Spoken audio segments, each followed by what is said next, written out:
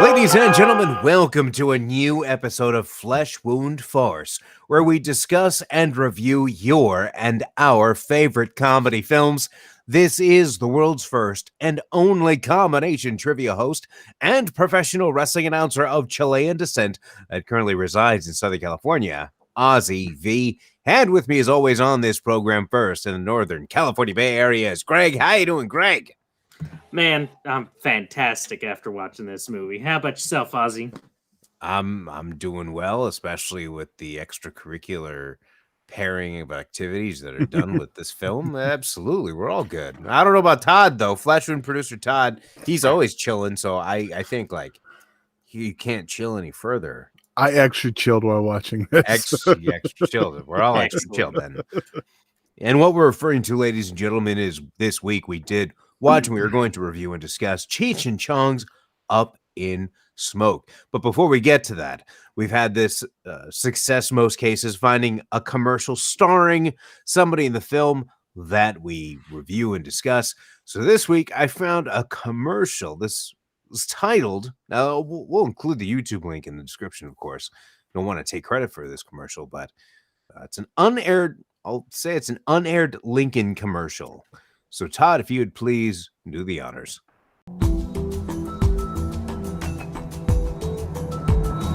You know, I've been smoking weed since long before anyone paid me to smoke weed. Did you ever realize that you're not in traffic? You are the traffic. You know, some people say you can't go back, but sure you can. Just put the car in reverse. Whoa, I thought this was a 405.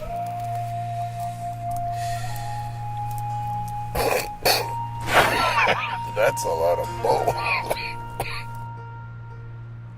Siri, how do you move a bull off the road? Showing results for how to blow your load. Come on, Siri, we don't have time for this. The time is 4:20. Your appointment with parole officer starts in 10 minutes. Oh, shit. And dude, you smell like a sack of sour diesel. To avoid jail time, use a Chong swipe to remove the smell of weed from your clothing prior to appointment. Okay, directions to parole officer. You have been parked at your destination for 30 minutes. Well, thanks for being responsible, Siri. He can never be Siri, us. Can he? See? I can say funny shit too.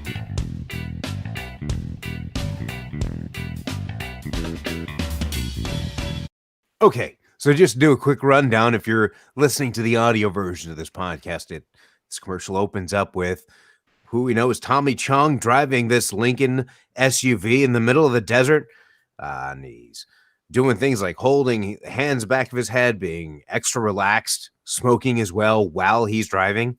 So we know why it's unaired. And we get to a point when you hear that he has a parole officer meeting in 10 minutes, and the Siri recommends the smoke wipes, Tommy Chong's smoke wipes, and they are not a sponsor at the moment. However, I thought this was a fun commercial because I never even heard of these things, but it was still a fun commercial nonetheless. Usually, I might hate on a commercial, but this was just a funny commercial for a great product. Right? I would think a product that's in high demand. Now, how quickly did you search if it's actually around, Ozzy? Boo. Okay, I gotta be honest. Oh, Jesus. So, due to the advancements in modern science, what I tend to consume has no odor. So he's trying to say politely, no flour here. Essentially, that is the case. But I mean, did either you guys? Oh, no, right away. I'm just kidding. I didn't actually look it up, but yeah, I really hope it's an actual thing because that was an amazing commercial for it. Okay, well, you know, why don't I just look it up? What was it, Tommy Chong's? Already there. Okay. 3-pack on Amazon. Right. Rating of 4.2. You know that was on purpose, right? $9.99. Wait, what was it rated, Ozzy? Oh, it's rated 4.2. Oh. No, it has 37 ratings, but its average rating is 4.2. It's just a 37. coincidence. It's 37 rating. No, 37. This is how I know that listen. Okay, I think we could sidetrack just a quick moment. I had this thought the other day as I was heading to trivia, and that is, imagine how we have evolved in the realm of entertainment in terms of movies and TV shows and immersive storytelling that incorporates movies and TV shows together, like with the Marvel Cinematic Universe, or even with, I'm not sure if you guys are familiar with the Crisis on Infinite Earths. That was between the DC shows, and you had the Flash from the Justice League movie appear on an episode of the Flash. So I'm thinking in my head, like, okay, so if there's a theory, a thought out there that we can't be the first intelligent life form in the history of the universe. I mean, you can take that opinion, but if there's some other universe out there, or rather some other galaxy, whatever, that had a species that came before us and how they advanced, what are their advancements in entertainment?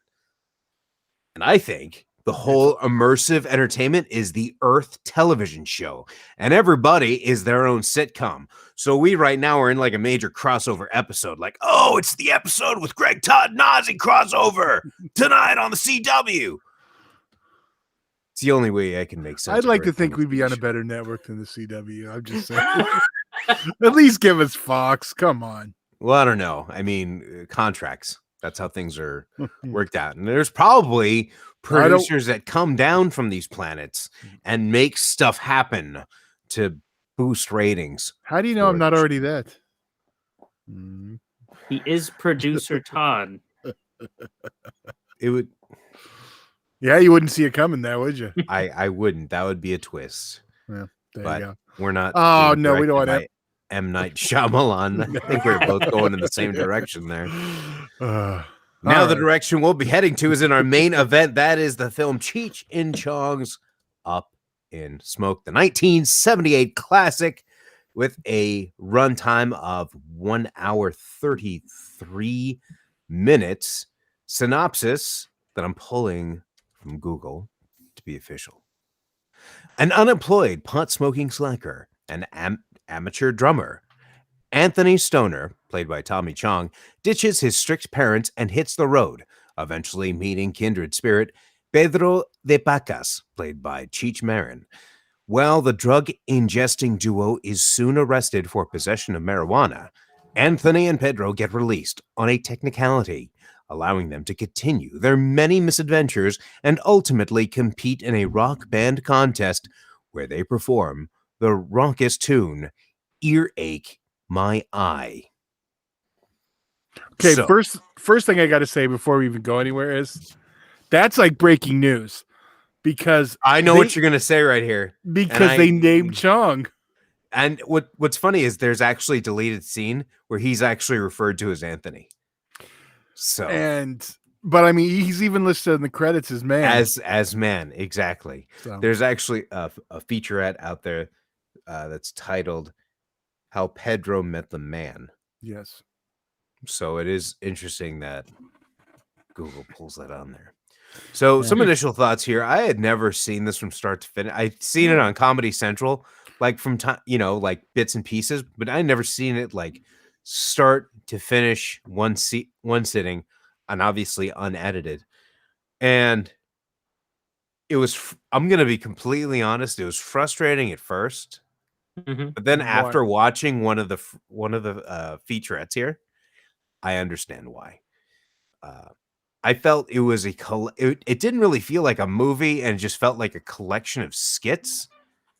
That each one or two scenes were its own skit, and they were all loosely tied together. And I'm pretty sure it took for, I think, 45 minutes into the movie for an actual plot to develop. Pretty much. So I was thinking, like, okay, so me sitting here at age 36, I'm like, like just in my room by myself, like with these, analytical glasses on, just that cap rather, versus if I was Greg, you would know this, probably like 10, 12 years ago in a group of like 6, 7 people, all passing a bong around. Right. I was going to say you weren't stoned enough. Maybe it's the lack of real flour. I don't know. But one of the featurettes here had mentioned that this film was initially titled Cheech and Chong's Greatest Hits because the director, Lou Adler, directed by Lou Adler, had helped them produce a comedy album. Lou Adler was in Vancouver, Canada, when he had discovered their act. And their act would be, they would just do small little skits where they would be a particular character.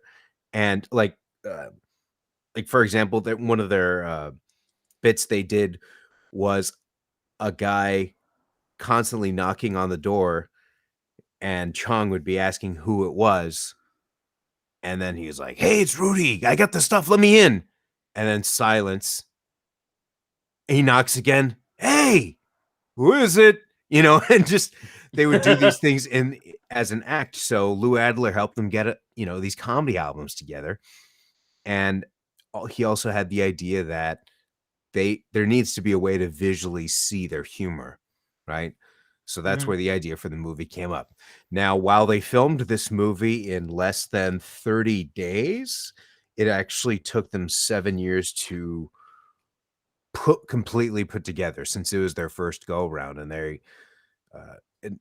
initially it was supposed to be called Cheech and Chong's Greatest Hits, and they actually called it that because it had no coherent story. That's even actually admitted by Cheech Marin. So the fact that that's what they were going for is like, oh, okay, so it's a one long Saturday Night Live sketch. Right. Or like, or it's like, well, it's like an hour and a half. It's like the same as an episode of Saturday Night Live, whereas you have the same characters throughout the entire thing, throughout the entire movie. I went on for a little bit longer than usual. Greg, initial thoughts? Man, I just got to bring up a couple moments from this movie real quick because it brought me some serious PTSD. Like, it's been a long time since I've seen this movie, but I have two things from, like, first off, seeing like the crazy pile of dishes in one of those houses, like it just brought me back to my 20s, and I really didn't want to go there. But I have a funny story because of this movie. And some of my ignorance. There was an audition I went to at a local theme park, and they were local to you or local to me? There's a local big difference to you. Okay. And this might give away what place it was, but I was auditioning for a Green Army Man. And because of this movie, I thought the word Charlie's was just a generic term for like the enemy or something. So guess who did that at an audition? And they quickly were just like, nope. So yeah, learn something that audition. But yeah, overall, like, this movie was fun. I agree with you. It is kind of like a big giant SNL session, but I mean, it was funny, and definitely a lot of things you can't get away with these days. Right. If you knew what you were getting yourself into, you will enjoy it. Oh yeah. It's funny you mentioned the whole, like, it's like a bunch of sketches. I'm sure that's going to be a running theme that's going to come up more than once in this month, because there's short attention spans for their target audience is a thing. So that's why a lot of, let's say, marijuana comedies are a little bit more sketch-like. So I am anxiously looking forward to these next few episodes where I will completely verbally eviscerate your take that you just farted out there. Not on the one I'm talking about. You see, you don't know which one that is. Yeah, we'll get there. We'll get Okay. there. Todd. I got the Okay. producer, Todd. All right, we will. Oh, you want to know what I thought about the movie? Are we doing that part, the bits part? What was your favorite scene The part or line? favorite scene, the Scene or favorite line? Pick one.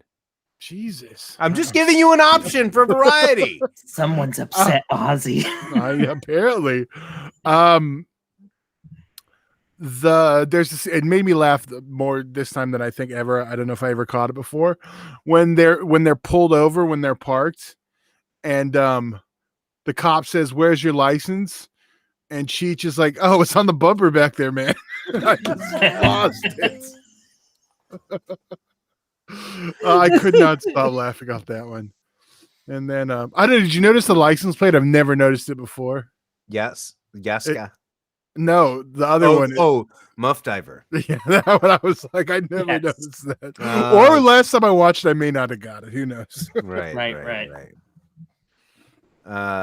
Greg? Man, there's a scene where there's a bird talking, and then he laughs at a guy, and then right away, guy just shoots the bird, and I lost at that moment. Like I just said, ha ha, bam. It just, yeah, it was great. I took a risk by letting you guys go first with favorite season moments. I had like 4, so Yeah. that's good. One of my my top one was I mean, this isn't a movie where you need to worry about spoilers or anything like that. That's not why you're watching it. But there's a scene where they're at the Roxy, and one of the women that they had picked up starts describing how it's like when her roommate has sex, and goes into intimate detail about it. Well, and I lost it, because then everybody on the outside is hearing the stuff coming from the van, and they applaud everybody that gets out of the van. And that was great. But what makes that story even better is the fact that while they were filming that day, that actress who actually had, who was telling that story, that was a real story about her roommate, and they decided to just add that in there. So her description of everything, that was 100% real. So that just, I mean, it's almost like, usually like you get a DVD or something like this, you'll watch the movie and then you'll watch all the bonus stuff afterward. It's almost like I want to recommend to see whatever you can beforehand, and then watch the real, or then watch the feature itself. It's kind of backwards that way, but This is being go ahead, Todd. Sorry. No, I was gonna say this is one of those where if you watch the movie, then watch the extras, you're gonna want to watch the movie again. Right. It's just It definitely did work, or did work out that way. So if I was gonna say this to grade it as a movie itself, like if I was just looking at it as a movie, it would probably be a 2. Like in terms of actual just a movie. I mean, Todd, like you said, we never even like the guy's name is Man. I mean, oh wait, but the scene you just mentioned, they think his name is, I forget what it is. Anthony. Because the deleted scene, they refer to him as No, Anthony. No, because she's calling out a different name during her sex story. So when he comes out of the van, they're like, "Oh, I didn't know your name was." I didn't know your name was Alex. That's what it was. That was the line. Yeah, that was my second scene I had down because that part killed me too. Yeah. So that was a true story, and like you said, once you see the extras, you're gonna want to go see it back. But again, as a movie itself, I'd give it a 2. But if for the type of humor that it advertises, if you're in that right mindset and you're with people, I wouldn't recommend seeing this by yourself. I'd really recommend seeing this with a bunch of people, especially if there's a couple of people who've never seen it before. Then that'd be a really good fun time. But smoke up first. That's all. Just smoke up. Just say it. Blaze up. Sit back with a bunch of friends. And a lot, or maybe But as a comedy, in terms of the entertainment level that I experienced as a comedy, I'd give it a 3.5. Wow. So it's almost like if I had put in a comedy album and these were the scenes that I got, that's the kind of fun it felt like, was a 3.5. But like I was twisting in my head as I'm watching. It's like, man, as a movie, this is terrible, but I'm having a fun time. So, right. And that's why it's so hard to judge, because you don't walk away from it going, well, it was all right. Like, you definitely walk away going, that was a lot of fun, So, but I agree with you, like, storyline wise. Yeah. But I think I do want to still give it a 4. Because I laughed way too hard at too many places. And if I get like a proper belly laugh out of something, that's and I did watch it alone, which it's even harder to like. It's easier to laugh at a group setting for some reason. I feel with that film, like especially, it's like right. That's where like you can imagine a lot of people, getting into it. Yeah. I've done that a few times, so There you go. it's always fun. As I mentioned though, off air, it's not my favorite Cheech and Chong movie. Far from it. And that makes sense. With this being their first one, they even mention in these featurettes, one is titled "Lighting It Up," a look back up in smoke, and also, like I mentioned, How Pedro Met the Man, is that it was their first movie, so they were doing a lot of like learning on the job kind of thing. So, Well, they didn't learn enough, because when they finally do the second, when they finally do the second Paramount film, it's even more like a bunch of sketches on Still Smoking. Okay, then never mind. Yeah, that's Well, like their last one together though too. So I don't know if there was issues on it. There's not a lot of information. You do kind of wonder though if like they made this movie and they're like, well, we learned a lot, but that worked before. So let's keep it going. Their next movie actually is next movie, and that one, yeah, it's just the two Paramount ones for some reason are very similar. I don't know if what Lou Adler directed both. That I don't know. But we're only talking about the first one, so well, yeah. But what I did want to mention is I remember watching this very specifically on television. I have memories of all of this one, but for this one specifically, they never mention what they're bringing back. They never mention the marijuana. It's just they're driving back a van. That's all it is. So, yeah. You want to give us your rating? Oh yeah, that too. Yeah, I thought I said I'm with Greg. I'm a 4. Okay. Yeah. It's all in there. It's definitely worth watching. Yeah. With some other deleted scenes that actually made me laugh, and I was actually bummed it wasn't in the final cut. When they're smoking one of the joints in the car, and Pedro tells him it's Oaxaca mixed with hamburger helper, so then you don't get the munchies. That's funny. That was something I loved. And the story about one of the scenes they had, rather with the days where they were filming in Tijuana, Cheech Marin had gone to a street vendor to get he was selling clams, whatever, how they prepare clams, whatever. Knowing the risk, he went for it. And has these whatever plate of clams or whatever thing of clams, and out of this building comes a scraggly looking lady dressed like a prostitute, grabs his hand, grabs clams, and licks the entire thing, the plate with all the food on it. And even the street vendor says, "Sorry, let me get you another one." So just a couple fun stories there, but definitely recommend it. But again, don't expect a movie. Expect an episode of Saturday Night Live, and you'll be set, I think. And of course, have the accessories ready. There you go. That's the best advice. Pretty much. And ladies and gentlemen, that concludes this week's episode. And next week, we are continuing with the Stoner series with the 2001 classic, How High, starring Method Man Redman. Looking forward to it. And we'll be seeing you then. Actually, sorry, I was about to sign off, but Todd, we had the 500th episode of Flesh Wound Horror, did we? Did we not? Yeah. Yeah, it was last Wednesday. Thanks for phoning it in and sending your clip. Okay, you know what? I was hosting trivia, damn it. I can't be like, Excuse me, everybody. All I know you week. want to know what do you mean all week? You're hosting trivia all week. When Okay, no. Hold on a second. Todd, when did you have the show?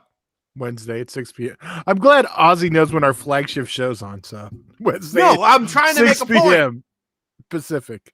Okay, well, I gotta get stuff ready I gotta load stuff in my car for trivia. I was it's a day task. I got stuff to do during the day, Greg. All right. Well, anyway, so I was trying to be nice. I thought it'd be like, oh, cool. They completed 500 episodes. Anybody listening, anybody watching, like, cool. They got 500 episodes. That is a feat. That's awesome to hear. And then Todd's like, oh, I'm gonna be a dick. Well, makes sense. But we're talking Godzilla this week. We got Godzilla vs. Kong coming out Wednesday. So that's what we're talking about this week, starting tomorrow. That sounds like fun. All right, Greg, you got anything before we head out till next week? No, I'm just excited for next week, man. Me too. Yeah. All right, ladies and gentlemen, that's Flesh Wound producer Todd. That's Greg, and I'm Ozzy V. See you next week right here on Flesh Wound Farce.